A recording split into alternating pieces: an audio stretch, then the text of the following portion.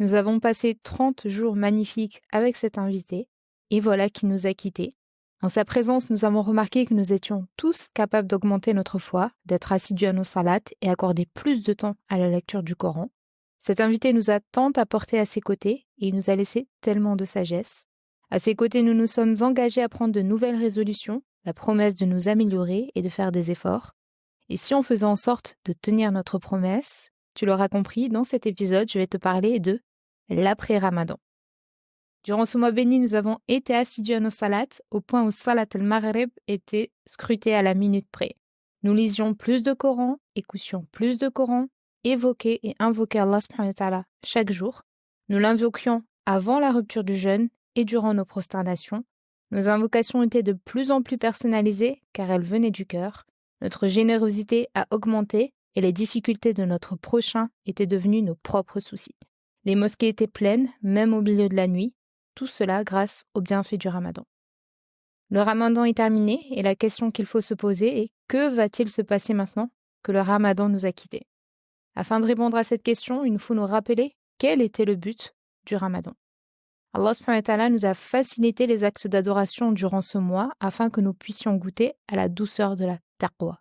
Ce mois est comme un bonus qui nous permet d'apprécier le reste de l'année, comme un relèvement de la barre de nos exigences dans la recherche de la piété, afin de continuer après ce mois à rechercher la douceur de la piété.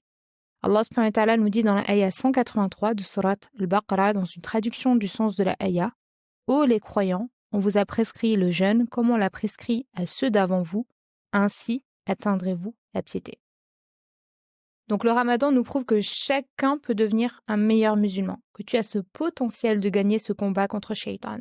Allah subhanahu wa ta'ala, toujours dans Surat al-Baqarah, à la ayah 110, nous dit: « Et accomplissez la salat et acquittez la zakat. » Ici, dans la ayah, Allah subhanahu wa ta'ala utilise le présent. Il n'a pas dit « ils ont accompli la salat, ils se sont acquittés de la salat, ils ont accompli la salat, ils se sont acquittés de la zakat. » Parce que les actes d'adoration, donc il n'a pas utilisé le passé, car les actes d'adoration ne s'arrêtent pas une fois le mois du Ramadan terminé, mais continuent bien tout le reste de l'année.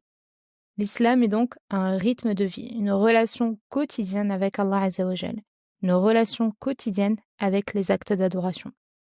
Allah subhanahu wa ta'ala nous dit: « Tel est le paradis qu'on vous fait hériter pour ce que vous faisiez. Bima kuntum ta'maloun. » Pour ce que vous faisiez.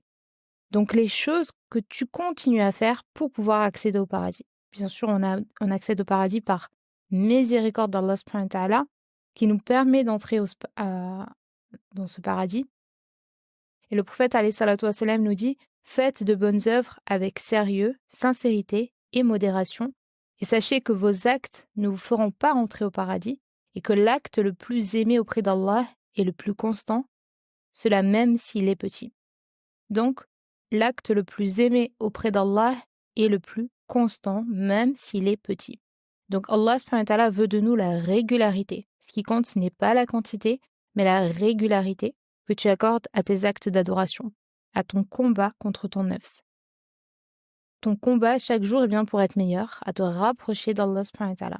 Donc tu dois faire de ce Ramadan cette promesse que tu vas changer ton style de vie. Et non pas, résumer tes efforts à un seul mois dans l'année. Imagine une vie de couple et les personnes dans le couple ne vont faire des efforts que le jour du mariage. Imagine donc une vie de couple. Est-ce que tu penses qu'un mariage peut durer quand les personnes font des efforts que le jour du mariage et ne font plus rien le reste de leur vie? Forcément, ce mariage, il est voué à l'échec car les époux ne font aucun effort. Ici, je te parle d'une relation entre deux créatures. Alors, que dire de ta relation avec ton créateur qui est beaucoup plus importante qu'une relation avec une créature? Comment pouvons-nous espérer la réussite dans notre relation avec Allah subhanahu wa ta'ala quand nous faisons des efforts de manière ponctuelle seulement durant le mois du Ramadan? Alors, la question qu'on se pose, c'est: que dois-tu faire une fois le Ramadan terminé? La première des choses, c'est continuer à être assidue et constante dans tes salats, car c'est un pilier de notre religion, c'est la base. Continue à être assidu et à scruter les horaires des salats comme tu scrutais à la minute près salat al-maghrib. Deuxièmement, établis une routine spirituelle quotidienne. Donc, détermine un moment précis dans ta journée ou dans ta soirée où tu peux te consacrer bien à la méditation du Coran, à la lecture du Coran, à la mémorisation du Coran.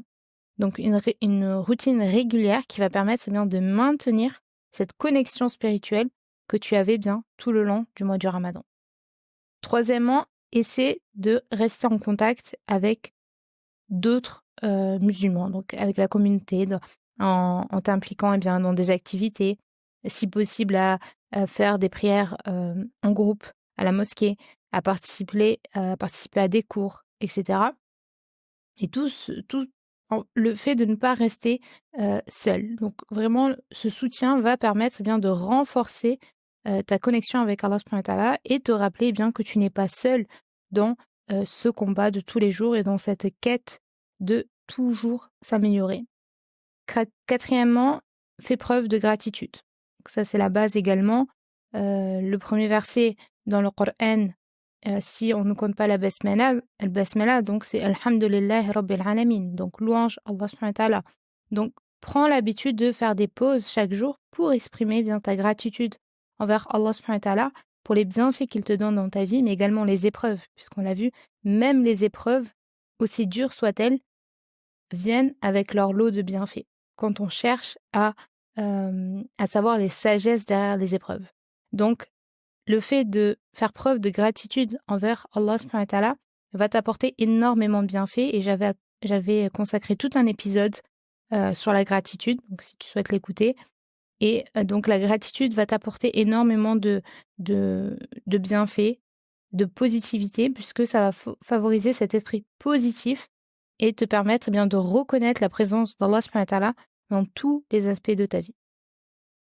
Cinquièmement, continue d'approfondir tes connaissances. Consacre du temps à étudier les enseignements du Coran, les enseignements de la religion, que ce soit donc en lisant des livres, en suivant des cours, en assistant à des conférences.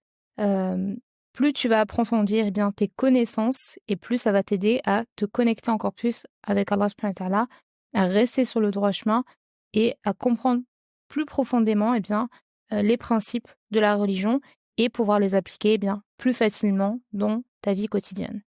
Sixièmement, fais preuve de bienveillance et de compassion. Donc pendant le mois du Ramadan, on avait l'occasion bien de faire preuve de charité, d'aider les autres, peut-être offrir des repas, etc. Eh bien, ça ne doit pas s'arrêter seulement au mois du Ramadan.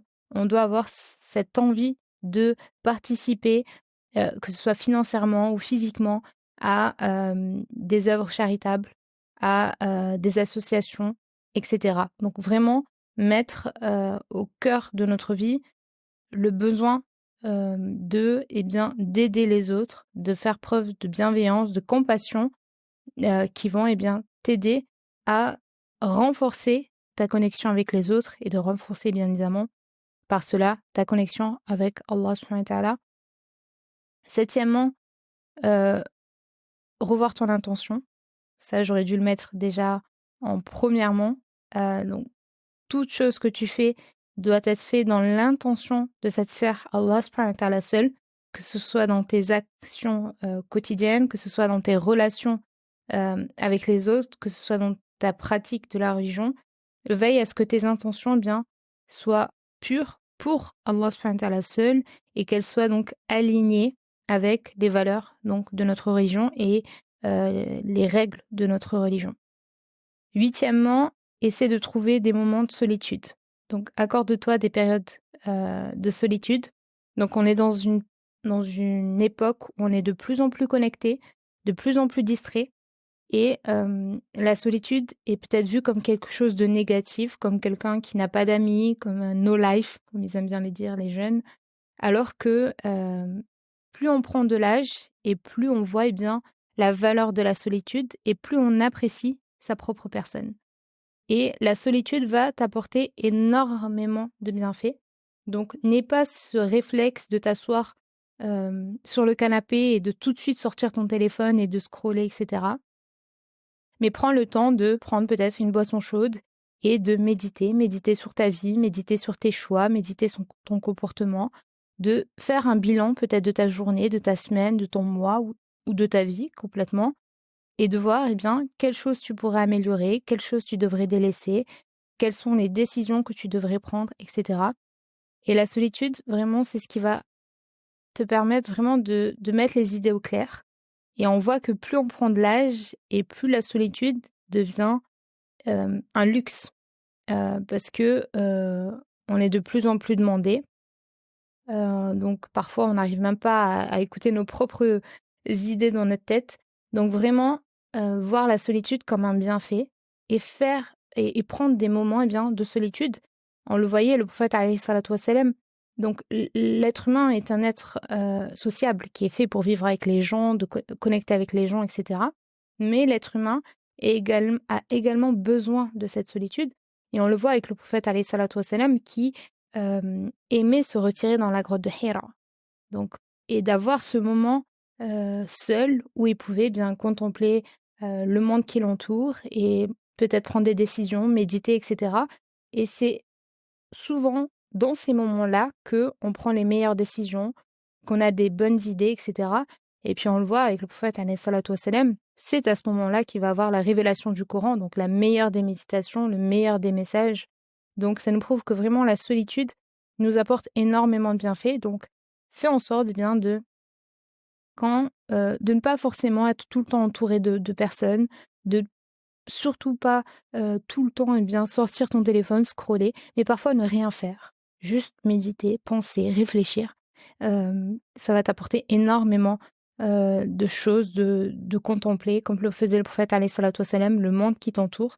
Eh bien, tout ça, ça va être des moyens efficaces, eh bien, de te reconnecter encore une fois avec Allah subhanahu wa ta'ala et de faire en sorte, eh bien, de garder cette spiritualité que tu avais pendant le mois du Ramadan, puisque pendant le mois du Ramadan, souvent, on va enlever beaucoup de distractions. Ceux qui aiment bien regarder Netflix, et cetera, c'est souvent un mois où on va arrêter, bien toutes ces distractions-là ou peut-être moins les réseaux sociaux et cetera. Donc garder un petit peu ce rythme de vie où parfois je me déconnecte, je n'ai pas besoin forcément, de sortir mon téléphone ou d'allumer la télé. C'est pas parce que je suis sur mon canapé que je suis obligée de regarder quelque chose. Je peux tout simplement, eh bien, méditer sur ma vie, sur le monde qui m'entoure et cetera. Neuvièmement, faire preuve de modération. Donc, chercher à maintenir un équilibre entre, la vie mondaine et notre vie spirituelle, on va dire entre guillemets.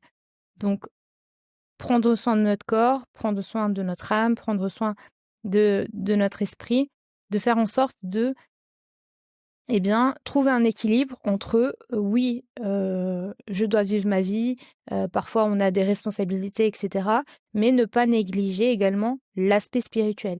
Donc on l'a vu pendant le mois du Ramadan, on a beaucoup mis en avant, l'aspect spirituel dans notre vie.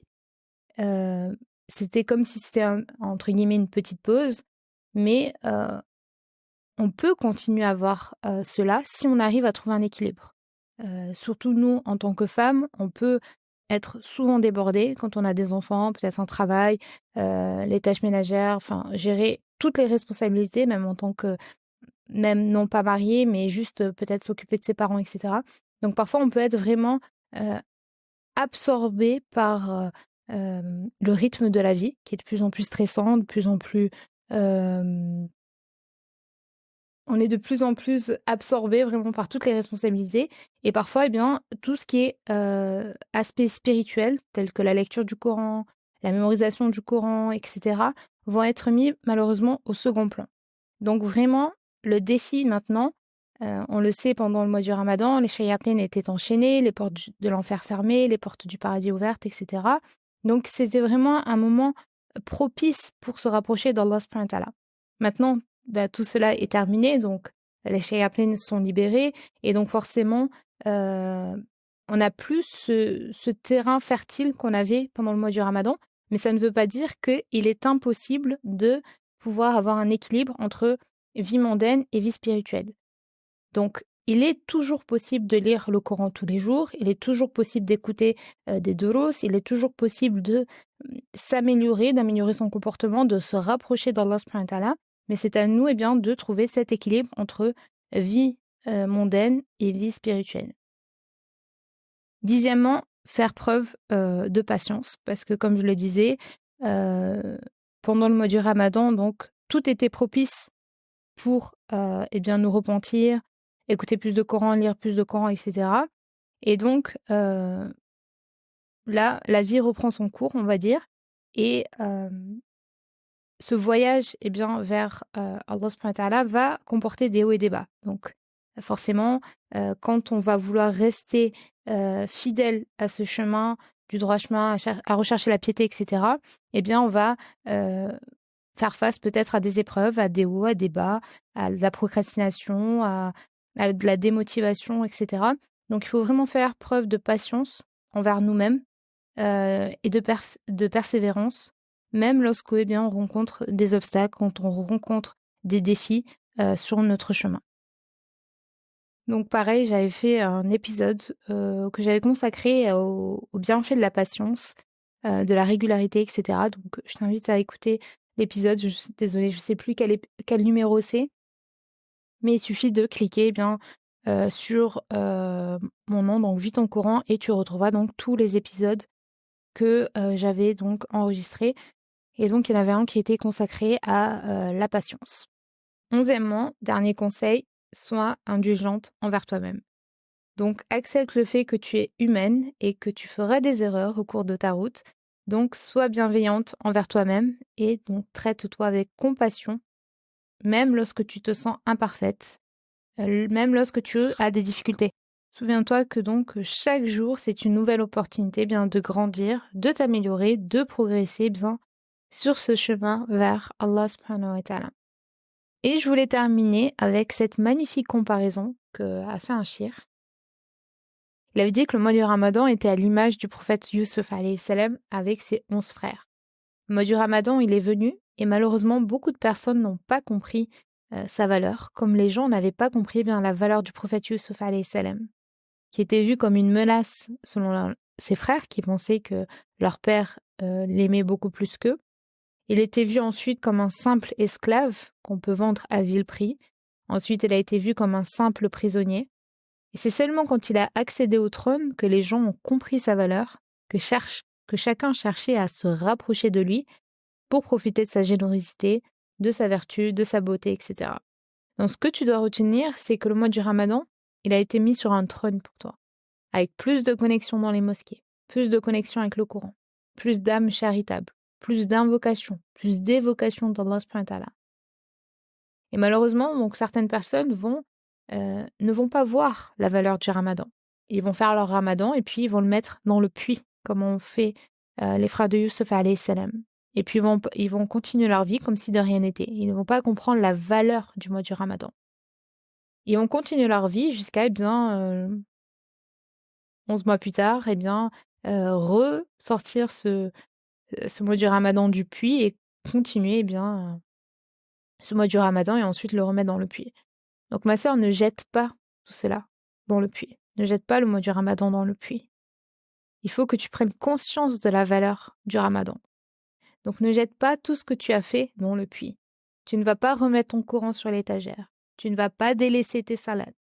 Tu ne vas pas revenir à ta playlist de musique. Tu ne vas pas reperdre ton temps avec des futilités.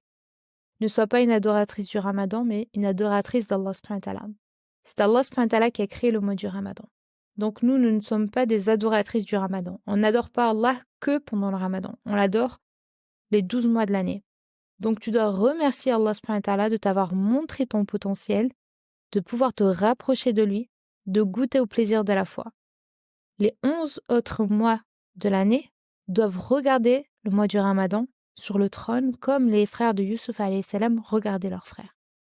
Ce mois du Ramadan t'a montré la valeur du Coran, la valeur du temps passé à évoquer Allah, la valeur de la piété. Donc sois reconnaissante envers Allah subhanahu wa ta'ala pour tout cela et fais en sorte de respecter ta promesse que tu t'es faite de faire preuve de piété le reste de l'année. Ce Ramadan doit illuminer les 11 autres mois de ta vie comme Yusuf alayhi salam a illuminé ses frères. Qu'Allah nous facilite et accepte nos actions durant ce mois de Ramadan et nous permette de continuer tout le reste de notre vie. En parlant de choses majestueuses, tu peux rejoindre notre atelier, donc Ayatul Kursi, dans lequel je te partagerai la méditation de Ayatul Kursi, la méthode pour mémoriser Ayatul Kursi, comment appliquer Ayatul Kursi dans ton quotidien. Si tu souhaites rejoindre l'atelier, tu as le lien juste en dessous de cet épisode. Quant à moi, eh bien, je te donne rendez-vous, Inch'Allah, dans un prochain épisode. Salam!